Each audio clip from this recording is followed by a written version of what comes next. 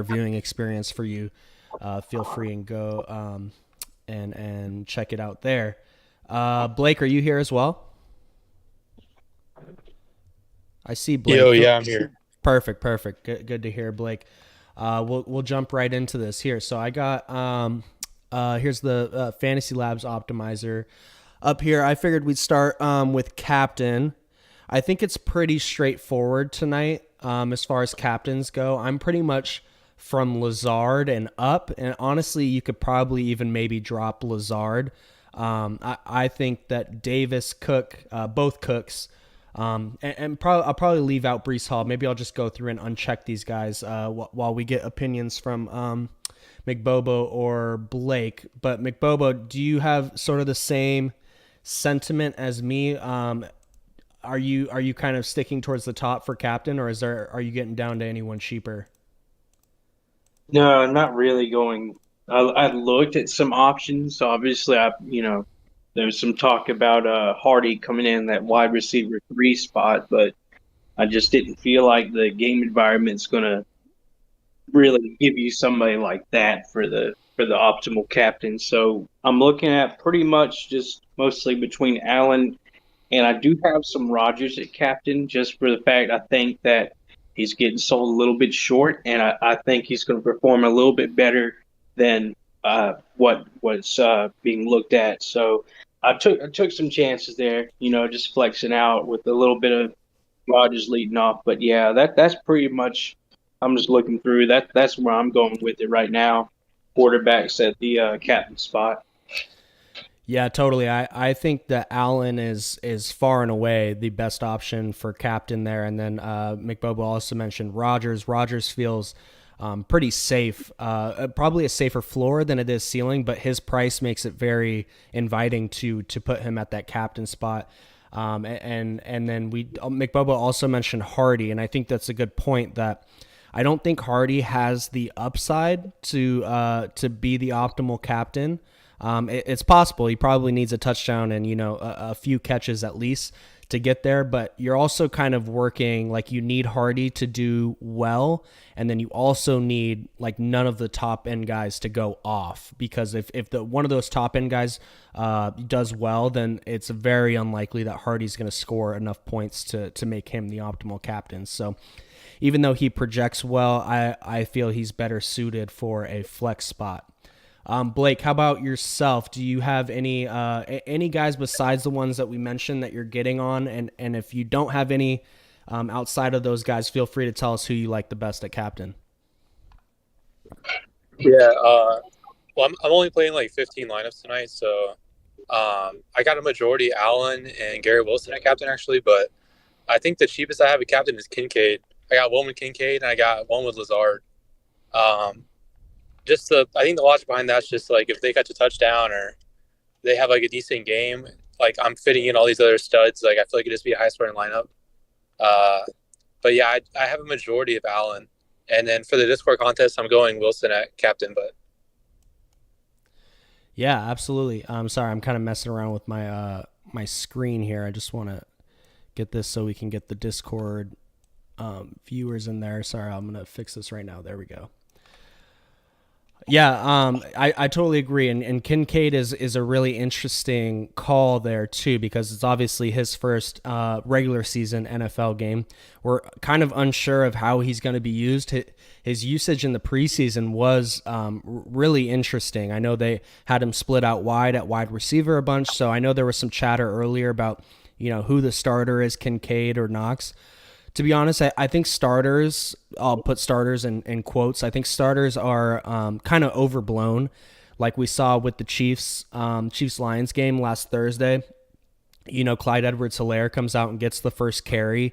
And so everyone's kind of freaking out that he's the starter. But then we see it kind of revert back, and Pacheco ended up out snapping him and out carrying him. And that's how it goes. Sometimes they come out and their first play that they're going to run is going to be, a formation that Dawson Knox is in and Kincaid's not. And technically Knox is the starter, but that doesn't really mean anything for the rest of the game. So Kincaid is a really interesting spot, especially if you think that he's going to play some wide receiver because he's priced like a tight end, kind of in that mid range. So I don't think I'll be on him at all myself, but I do think it's an interesting call from Blake there.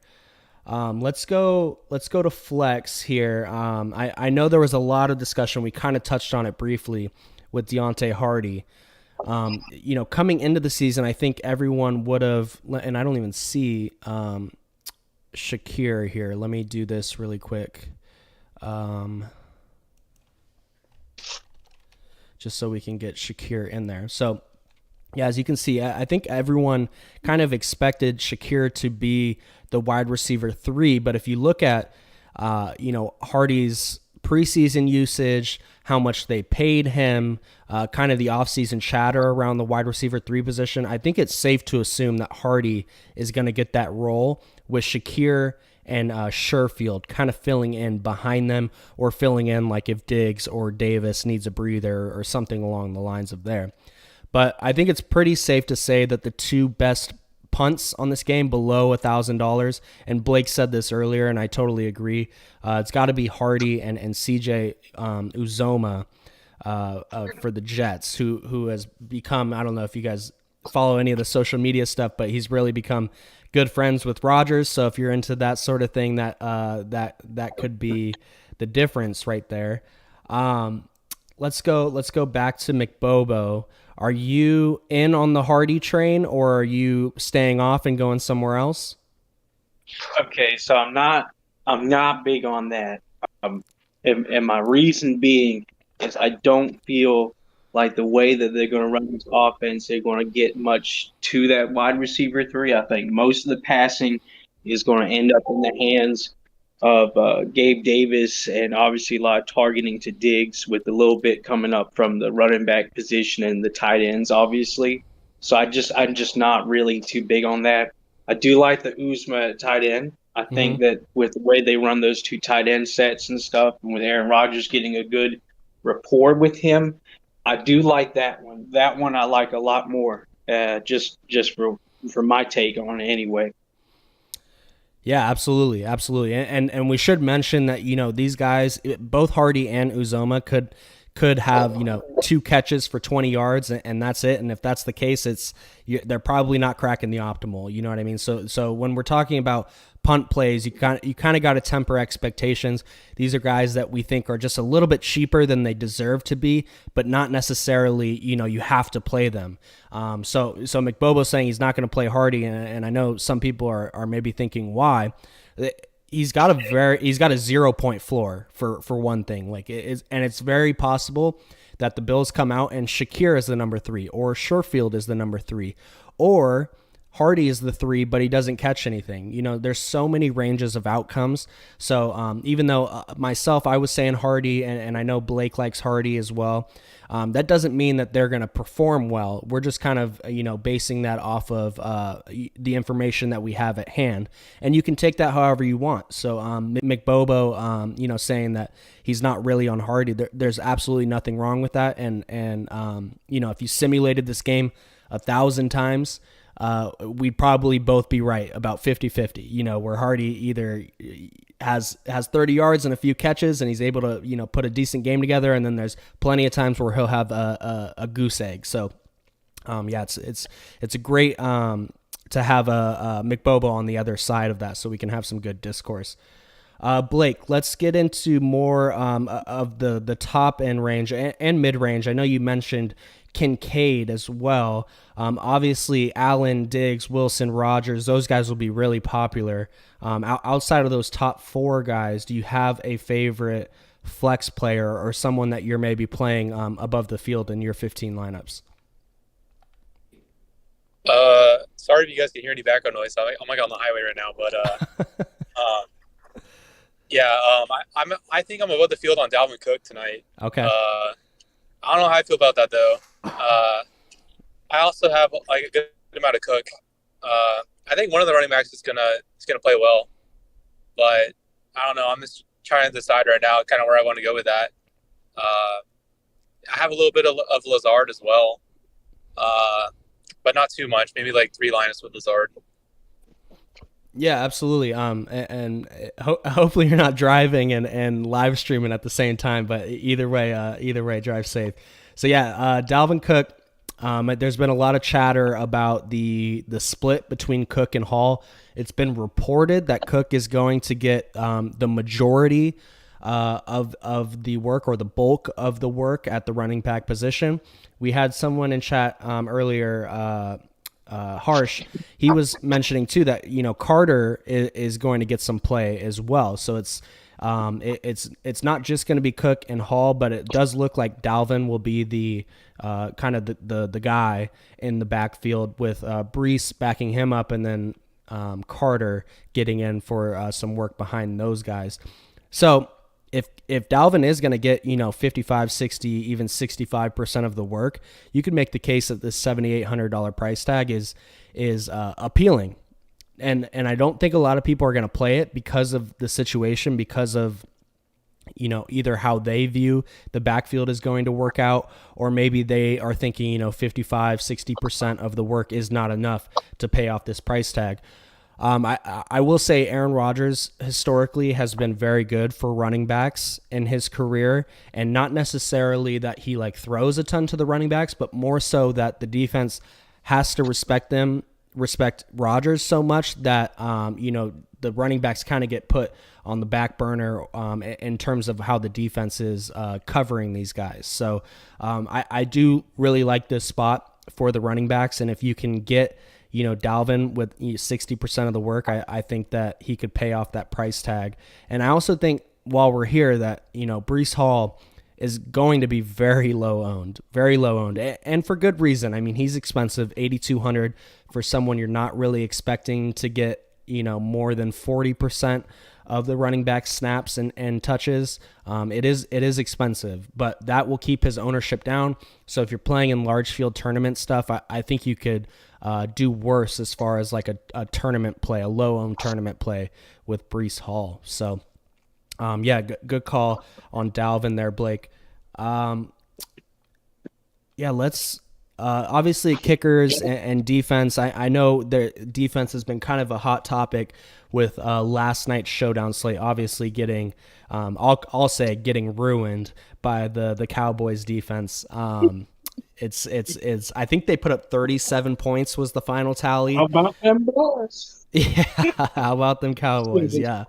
That was such a shitty game. At least from a neutral party's perspective, and then obviously having money on Showdown. I rarely play defense at the captain. I will do it in preseason because obviously preseason is a whole different beast, but yeah, I rarely play defense in captain on regular season showdowns. I think there's been some data on it. I want to say it's optimal 1 to 2% of the time, and the field plays it more than that. So generally, when you're doing that, you're minus EV, and I'm hoping that people are carrying those thoughts from last night and maybe going to go heavier on the defenses tonight. And now I don't think the defenses are a bad play. I do think that they're actually solid, and their pricing is actually better than the Cowboys defense last night. I think the Cowboys defense was $5,200, which made it even harder to roster them. But Buffalo defense and Jets defense at $3,800 and $3,600 actually much more inviting, have a decent projection here. So I think they're much more in play than I did last night. And obviously last night I was wrong. I do prefer the Jets defense straight up, even going against the projections here. I just think Rodgers is very efficient, doesn't turn the ball over, plays very slow too, and that's pretty much the exact opposite of how Josh Allen plays. Josh Allen is running a ton, not afraid to sling it, not afraid to throw himself into some interceptions. And when you're rushing, similar to, Justin Fields or Jalen Hurts, these guys can sometimes go for a rush, get tackled behind the line of scrimmage, and that goes down as a sack. So yeah, I actually prefer the Jets defense at a cheaper price tag and a slightly lower projection there. Let's get McBobo back in here. Man, sorry, McBobo, I know I just went on a tangent there, but I feel like we pretty much got through everything. Is there anything else that you wanted to add before we move on to some trivia? No, I really don't think so. I'm just not really, the defenses here. I had it in my lineup last night for that game just because I just like the way Cowboys defense stacked up. Yeah. They just went way beyond what anybody anticipated. So, Yeah. but they're not going to be a regular. They're not something I regularly put into a lineup in a showdown and stuff. It depends on the game environment. Yeah, I'm fading both defenses today. They're not coming into play for me. Gotcha. Yeah. Thanks for sharing. And I did notice that our friend Balls Deep just got in here. BD, do you have your mic on? All right. No, I don't think he does. I was actually curious to get his kickers take because those have been in here for a while. Know that BD is our resident kicker guru when it comes to showdowns. So I was interested in what he had to say. I did think he mentioned earlier that he likes Tyler Bass over Greg the Leg, but I do know he's playing both of them. So Blake, I'll leave it up to you. Do you want to add anything else before we move on to trivia? Yeah, I mean, I didn't know fish could talk, so I mean, maybe that's why Balls Deep's not talking. But I think back on the running backs, with like the game, well, like I don't know if you're somebody who considers like game theory. Yeah. When it comes to like stacking a lineup, like say like you think the Bills are going to get off to a hot start, say like Josh Allen and Diggs for a couple scores, and then like you throw in James Cook because you think they're just going to run it, like after like. I don't know. I think you can consider that when choosing like a running back if it's like close for you, because I know their projections are like really close. Yeah, absolutely. In terms of defenses, I think I got the Bills in one lineup, but that's it. I don't have any Jets defense, and I got like maybe 2 or 3 lineups with kickers.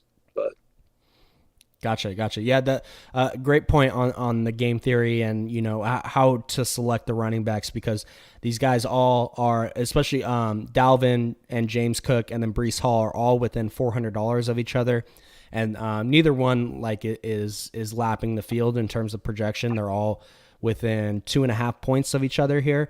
So, and just like from a projection standpoint, that's not a lot. Like, that's the difference between one 15-yard catch or, one or like 3 rushes that lead to 20 yards. That's kind of the difference in projection there. And so, always take projections with a grain of salt because they're not perfect. They're just projections. They're kind of our best guess. So, yeah, you like Blake said, picking the running back that best correlates with the rest of your lineup is the way to go. So, I think that's a great point by Blake, and I appreciate you calling Balls Deep a fish because I think we all think that. So, thank you and if that doesn't get him on the mic, then I don't know what will. So, let me check the chat here just to make sure.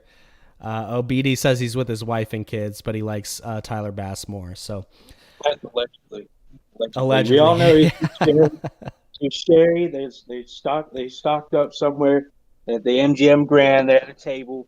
He's about to go hit some tables, hit some bets. No, he ain't with no wife. He's living the life, our life, degenerate life. Absolutely, yeah. We don't buy that for a second, BD. But anyways, I got the Discord up here for those that are watching on YouTube. If you would like a place to discuss lineups, discuss props, anything like that, absolutely join our Discord. I have the link in the comments below. I also should mention, I always forget to mention this, but I do all this for free. I give away picks for free, run the Discord for free. All the content that I give away is free.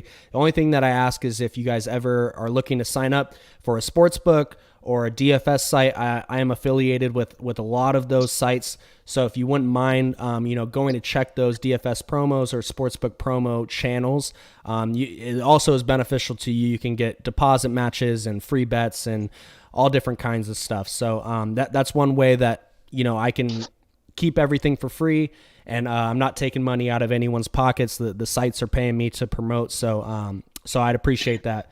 And I always forget to mention that, so sorry for the promotion there. But with that being said, we could get into some trivia. Thank you to Blake and McBobo for their takes, as always. I appreciate it, guys.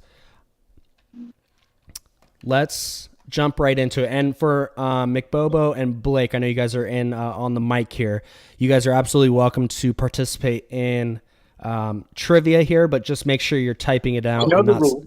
Yeah, and not No saying it. speaking. Yeah, McBobo was already on top of it last week, so yeah, just more so for Blake, just in case he forgot. But yeah, just type it out in the NFL fantasy chat, because it's first person to type out the correct answer in the NFL fantasy chat, I'll give $5 to.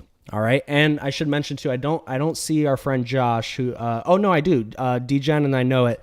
There he is. I should mention too, DGen won a trivia question last week, and he decided to roll over his winnings to someone else in the community. So giving back to the community, we love to see it. So we'll dedicate this first question to him. If you happen to get it right, make sure you thank Josh for who's DGen, and I know it, for the generosity. All right, here we go. First question. Who was the Bills quarterback for their largest comeback in franchise history? Who was the Bills quarterback for their largest comeback in franchise history? Audi first. C. Paulo was right behind him, and Ethan coming in right there as well.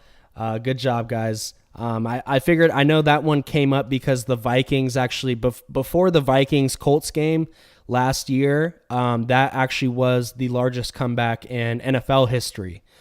January 3rd, 1993, Colts were down 35-3 to Houston, and they came back and won 41-38. I was thinking the other, when I was looking that up, I was thinking, man, like, Matt Ryan and the Falcons catch so much flack for just for the 28-3 debacle in the Super Bowl.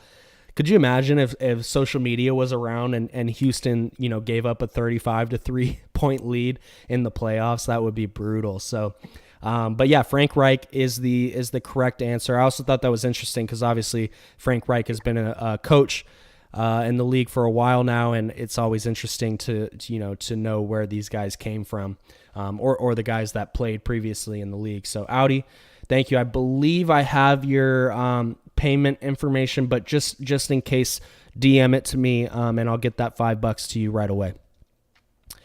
All right, got one more question here, and then I have a bonus one that I thought was just kind of cool. I'm not going to do cash for that one, but just a bonus one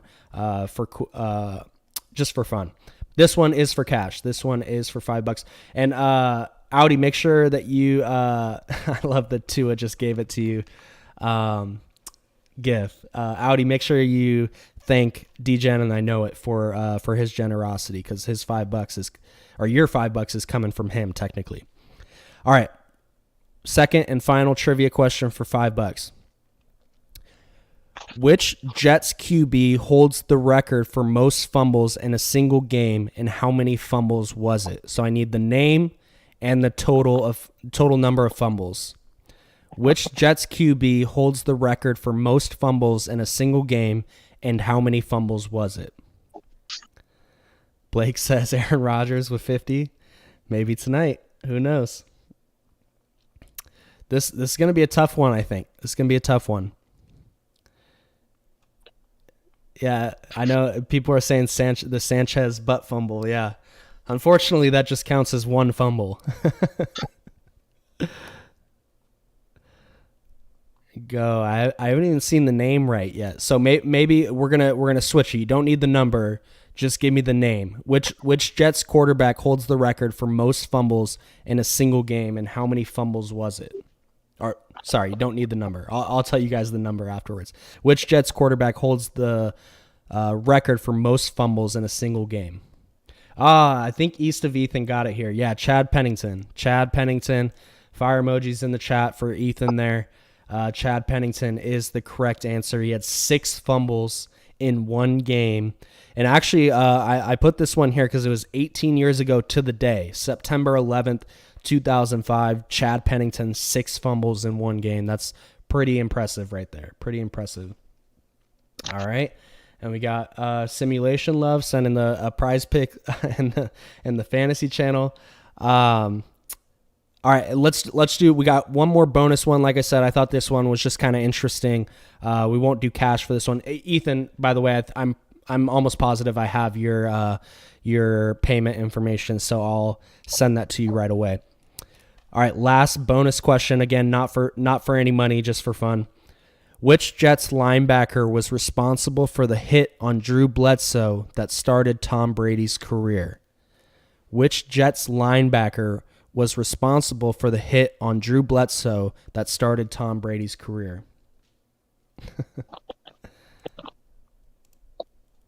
Bart Starr too early. Yeah, this is a tough one, and this is partly why I didn't use this one as one of the $5 ones. I thought it was going to be really tough. I'd never even heard of the guy, so very tough. But I do think that whole dynamic is really interesting with Drew Bledsoe getting hurt and then Tom Brady coming in and starting his career. So Audi's saying this question is wild and barbaric. Oh, Gang Green, very nice. Yeah, Mo Lewis. Fire emojis for Gang Green.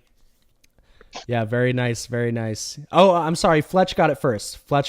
I'm really sorry. Fletch and Gang Green both had it. Mo Lewis is correct. Sorry, Fletch. I did not see your answer there. We'll give fire emojis to both Fletch and Gang Green there. So awesome, guys. I think that's it.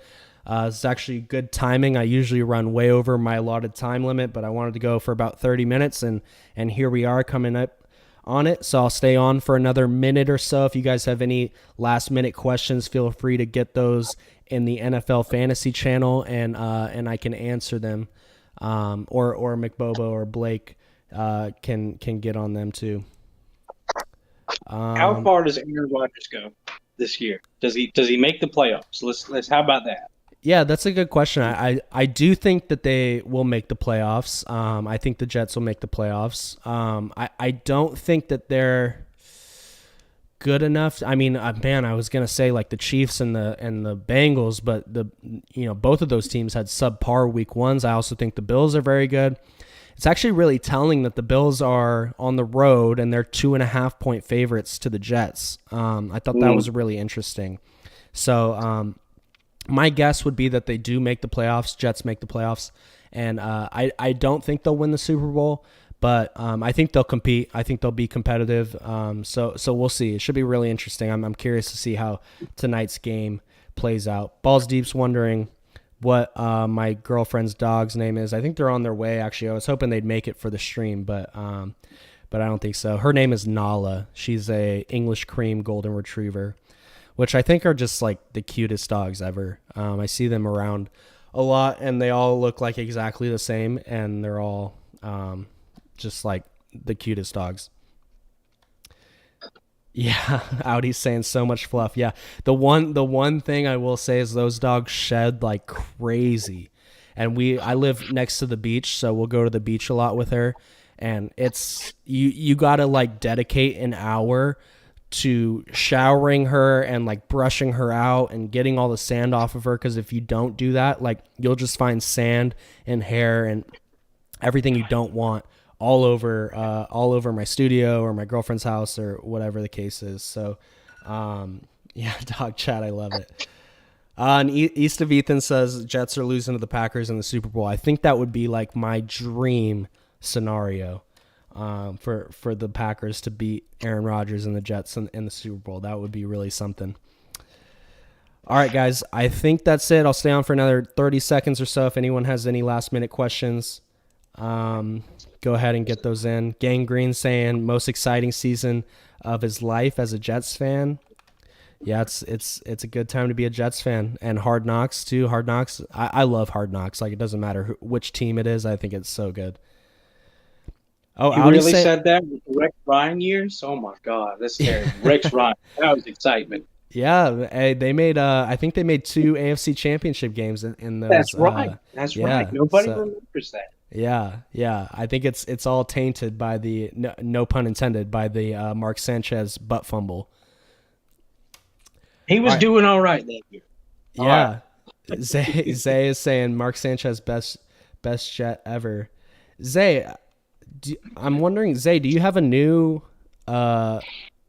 Discord profile? Because I just weird to see you without a tag or without a role in here. But good to see your name pop up, Zay. I know Zay has been. Yeah, he said new Discord. He lost his old one. Zay has been in the Discord for like as long as I can remember. So good to see your name pop back up, Zay. Hope you're doing well. Audi said, let's build a lineup. So McBobo and Blake, if you guys are still here, let's go through and just build a lineup really quick. Okay. McBobo, do you want to start us off with captain? Okay. For captain, let's go with what I think my alternate take was mainly Aaron Rodgers. Let's go there. All right, perfect. I think we see Aaron Rodgers successful first outing with the Jets and has a good line. Yeah, absolutely. Yeah, so Aaron Rodgers at captain. Go ahead, Blake. Do you have a flex play you want to throw in there? Garrett Wilson. Perfect. Yeah, that was going to be my pick too. I think if you're going Rodgers at captain, Wilson probably gets there as well. So yeah, I like that call, and I'll throw in. Where do we want to go here? I mean, I'm like all in on Josh Allen. I think I have him in 100% of lineups. So I'll make the easy call here and go Josh Allen, and we'll go to McBobo for another flex play.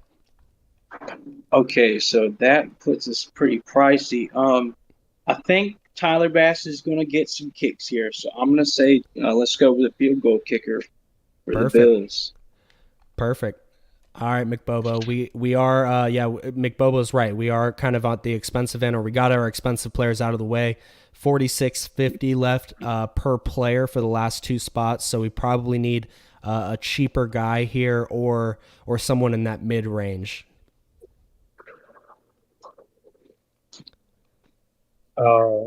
I think we should go Uzoma. We'll specifically line up. Yeah, I agree with that. Let's go with that. Perfect, and that leaves us with 8,500. So we could go, one of the running backs here, Breece Hall, James Cook, Dalvin Cook, or leave a little bit of money on the table and go Davis or Lazard. I won't fill out this last spot. You guys can take it however you like it. But yeah, I think if I had to choose, I might go James Cook here or Gabe Davis just as someone to pair alongside Josh Allen. But I actually think this is a solid lineup. And like I said, you could go with any one of those running backs or Davis or Lazard too. So I actually like this lineup quite a bit. Perfect. So here, I'll jump out of here, guys. I got to get my lineups in. About 10 minutes left, so we're a little bit up against the clock. Thanks again to Blake and McBobo for jumping on with me, and thank you to everyone who tuned in. Hope you guys found it useful or learned something. Again, I appreciate it, and good luck tonight.